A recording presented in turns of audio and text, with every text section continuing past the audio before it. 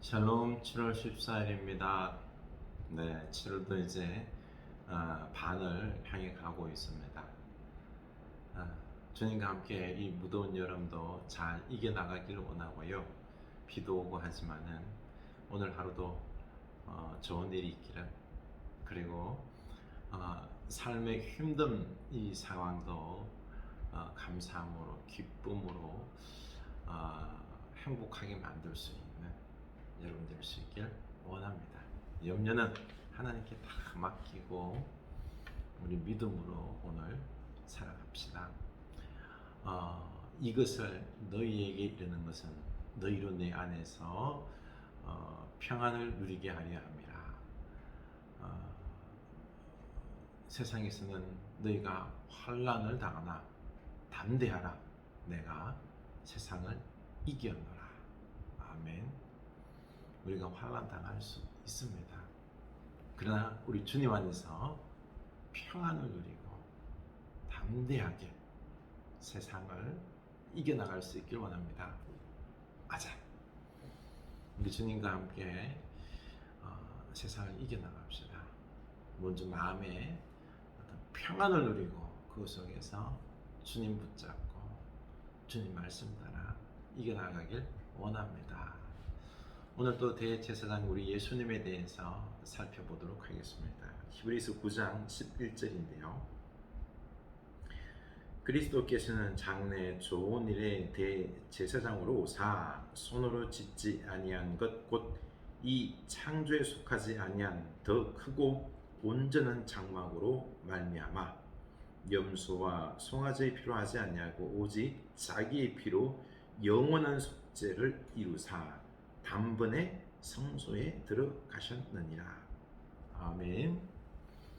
영원한 대제사장 예수님께서 단번에 성소에 들어가셔서 우리의 죄를 속죄하시는 이 놀라운 이 기적의 대제사장의 사역을 우리에게 말씀해주고 있는 것입니다. 사실 그 당시 히브리 기독교인들, 유대 기독교인들이 핍박을 받았습니다. 그리고 또한 그 유대 기독교인들 마음속에 제일 힘들어했던 부분 중에 하나가 대제사장이 유대교회에는 있었죠. 뻔히 대제사장의 직책을 가지고 그 유대 교인들의 그 중보 사역을 감당하는 사람이 있었습니다. 그런데 이 그리스도인들은 대제사장이 없는 거예요. 유대교회에서 구약에 있어서 인간 구원에 있어서는 대제사장의 역할이 큽니다. 대제사장께서 구원을 이루시고 사죄 은총을 베푸시기 때문에 이 역할이 큰데 유대교회는 있고 지금 그리스도인들에게는 없는 겁니다. 그러자 이 유대 기독교인들이 이 핍박 중에 마음이 흔들린 거예요. 저들은 대제사장이 있고 우리는 없는데. 그러자 히브리서 저자가 아니다. 저 인간 대제사장과 영원한 대제사장 예수 그리스도를 비교하면은 천지 차이다. 멜기세덱의 영원한 반차를 좇아서 왕 대신 대제사장 예수, 영원한 대제사장 예수가 우리의 죄를 중보할 때 그 놀라운 은총은, 기적은 저 인간 대제사장과는 질적으로 차이가 난다는 거죠. 아론 계열을 따라가는 인간 대제사장은 어떻죠? 뭐가 문제죠? 첫 번째는요, 인간이라는 거예요. 두 번째는요, 사람이 아니라 짐승의 피로 죄를 사하는데요, 이거 모형인 거예요. 어떻게 사람의 죄를 짐승의 피로 사할 수 있을까요? 못 사합니다. 근데 그렇게 모형으로 척하는 거지요. 그리고 세 번째는요, 대제사장이 죄인이기 때문에 남을 사죄하러 가기 위하여 먼저 자기가 자기 죄를 사죄해야 됩니다. 안 그러다 자칫하면 죽습니다. 이처럼 대제사장이지만은요 연약하기 짝이 없는 거죠. 똑같은 우리와 죄인이라는 거죠. 죄인이 어떻게 사죄합니까? 한계가 있다는 거죠. 또 세 번째는 이들은 죽으면 또 다른 제사장 아들들 대를 이어서 봉사하게 되는데요. 제사장이 많지만은 다 한계가 있다는 거예요. 숫자가 많으면 뭐합니까? 그들의 능력과 그들의 준비와 대제사장으로서의 어떤 준비된 모습들, 하나님이 요구하는 모습들이 준비가 되지 않았는데요. 그러나 우리 영원한 대제사장 예수 그리스도께서는 하나님이십니다. 왕으로서 우리의 죄를 사해 주시는데요. 오늘 말씀에서 나오죠, 그렇죠? 손으로 짓지 아니하는 성전에 들어가셔서, 영원한 성전에 들어가셔서, 그리고 순수한 이 깨끗한 죄가 없는 제물이 되사, 예수님께서 제물이 되셔서 우리 죄를 대속하시는 제물로 돌아가시죠. 단번에 한 번의 제사로 사람이지만은 죄가 없으신 분으로 그 제물이 되셔서 죽으심으로 우리의 모든 죄를 대신 지시고 우리의 죄를 사하는 거죠. 깨끗하게 하는 거죠.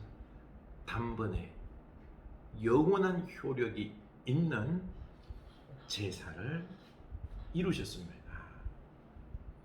그래서 이 대제사장 우리 예수님은 이 온전한 성전에서, 성소에서 우리를 용서하시고 우리를 구원하시는 이 대제사장의 사역을 완벽하게 완수하셨습니다.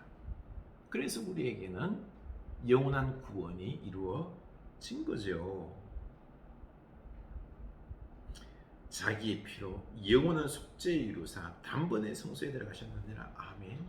이 얼마나 복돼요. 이 영원한 대제사장을 우리가 가지고 있으니 저 한계가 많은 유대교의 대제사장을 부활할 필요가 없다라고 그들을 위로한 것입니다. 맞습니다. 13절 염소와 황소의 피와 및 암송아지의 죄를 부정한 자에게 뿌려 그 육체를 정결하게 하여 거룩하게 하거든 하물며 영원하신 성령으로 말미암아 흠없는 자기를 하나님께 드린 그리스도의 피가 어찌 너희 양심을 죽은 행실에서 깨끗하게 하고 살아계신 하나님을 섬기게 하지 못하겠느냐. 아멘.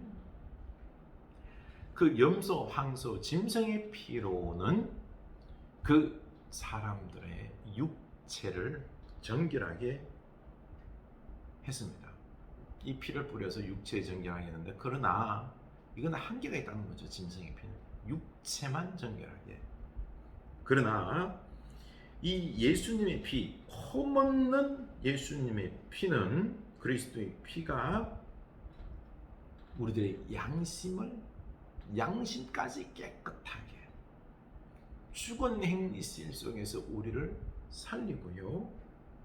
그리고 또한 살아계신 하나님을 섬길 수 있게. 예전에는 죄인이기 때문에 섬길 수가 없어요. 그러나 이제는 거룩해진 의인이기 때문에 살아계신 하나님을 섬기는 축복을 우리가 이루게 된 겁니다. 받게 되는 거죠. 바로 성령으로 말미암아, 영원하신 성령으로 말미암아, 영원하신 성령의 역사와 더불어서 그리스도의 피로 우리 구원의 역사가 이루어진 거죠. 얼마나 복돼요. 우리 영원하신 대제사장 예수님이 이 모든 사역을, 이 모든 은혜를 우리에게 이루어 주셨습니다. 그러니 이 영원한 대제사장 예수님께 감사해야 되겠죠.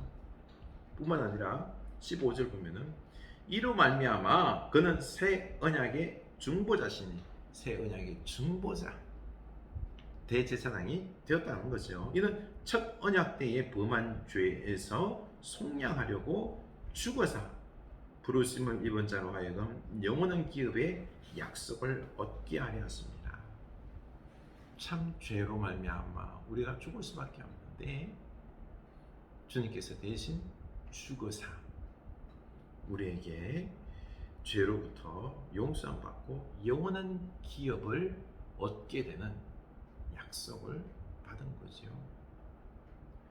우리가 한편 이런 것들이 너무 예수 그리스도의 죽음과 우리의 구원이 너무 종교적인 용어, 우리 입술 속에서 자꾸 너무 되뇌이다 보니까 그게 뭐 얼마나 대단할까? 그렇게 생각하는 안타까움이 있는데요. 여러분 누구를 위해서 내 목숨을 내어줄 수 있어요? 내어줄 수 있어요? 거의 안 내줍니다. 어떻게 내 하나뿐인 내 목숨을, 이 귀중한 소중한 목숨을 내어줍니까? 이게 쉽지 않은 거야. 쉽지 않은 겁니다. 예수님은요, 우리를 살리시기 위하여 하나님의 아들이지만 당신의 목숨을 내어 주셨습니다. 참으로 대단한 거죠. 복된 것입니다. 16절 보면 유언은 유언한 자가 죽어야 되나니 유언은 그 사람이 죽은 후에야 유효한 적 유언한 자가 살아있는 동안에는 효력이 없느니라. 이제 유언에 대해서 비유한 건데요. 예수님과의 언약, 우리의 구원의 은혜가 효력이 있기 위해서는 유언자 바로 예수님이 죽으셔야지 효력이 있다라는 겁니다. 참 우리를 구원하는 이 효력을 이루시기 위하여 예수님께서 죽으신 것입니다. 참 감사해야 됩니다. 이 은혜를 입었는데 우리가 어찌 주를 위하여 살지 않겠습니까? 아니 모든 것 들여서 주를 위하여 살아가야 되는 것이 우리의 마땅한 도리입니다. 안 그렇습니까?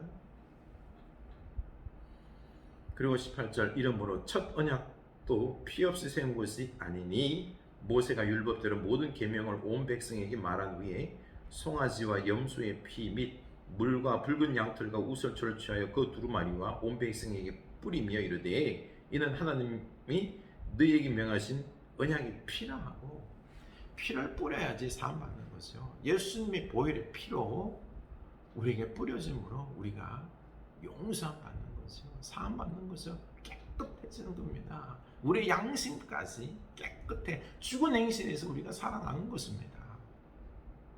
참 예수님의 보혈의 피가 우리를 이렇게 거룩하게 복되게 한 겁니다. 언약의 피라 그랬어요. 언약의 피. 이 언약을 맺을 때는요, 짐승을 죽입니다. 왜요?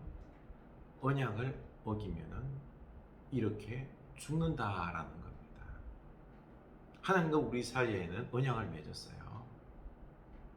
하나님의 백성이 되고, 그리고 또 하나님을 온전히 섬기고 그 말씀대로 살아가고자 하는 이런 하나님의 창조물로서의 어떤 약속을 맺었는데, 근데 인간들이 어겼죠. 죄로 말미암아 어겼습니다. 지킬 수가 없어요. 그래서 예수님께서 대신 우리 대신해서 죽어야 되는 겁니다. 그래야지 이 언약을 어긴 우리가 죽어야 함에도 예수님께서 죽어주심으로 우리가 살아나는 거죠. 언약이 다시 유효하게 되는 것입니다. 그리고 또 하나님께서는 예수님이 누구죠? 당신의 아들이십니다. 당신의 아들을 죽기까지 하셨으니, 그래, 내가 내 아들을 죽기까지 했는데 내가 반드시 너희들과의 이 언약을 성취하겠다, 이루겠다, 우리의 구원을 이루어주겠다라고 말씀하시는 것입니다. 이 얼마나 복된 언약이에요.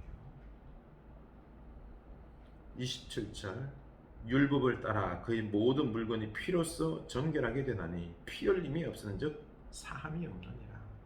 피 흘림이 없으면 사함이 없습니다. 예수님의 피 흘림 때문에 우리의 사함이 있는 거죠. 구원이 있는 거죠. 언약이 회복되는 겁니다.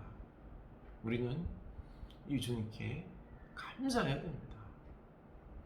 당신께서 제물이 되시고 피를 흘리셨을 뿐만 아니라 대제사장이 되셔서 이 구원을 완벽하게 이루어 주셨습니다. 이 구원이 그냥 아무렇게나 이루어진 게 아니에요. 완벽함에 이 구원에는 신비가 있는 거예요. 신비가 있는 거예요. 하나님과 우리의 모든 어떤 것들을 충족시키는 구원의 신비인 거죠. 대제사장 예수님께 우리가 이렇게 감사해야 되는 것입니다. 기도합시다. 하나님, 우리의 대제사장이 되신 예수 그리스도를 찬미하고 사랑하나이다. 영광 돌리나이다.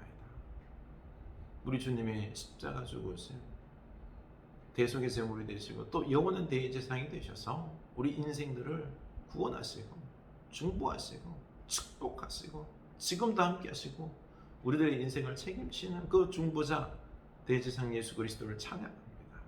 우리를 깨닫게 하여 주시옵소서. 이 모든 것들이 놀라운 하나님의 구원의 신비 속에서, 하나님의 역사 속에서 우리가 헤아릴 수 없는 한량없는 은혜가 들어있는 이 구원 속에서 우리가 살아나고 약속을, 축복을 누리게 되고 받게 되고 참 얼마나 감사한지요. 영원한 구원 생명. 하나님, 우리가 이 은혜를 받았을진데 주를 위하여 우리가 헌신하게 하여 주시옵소서. 예수님 이름으로 기도합니다. 아멘.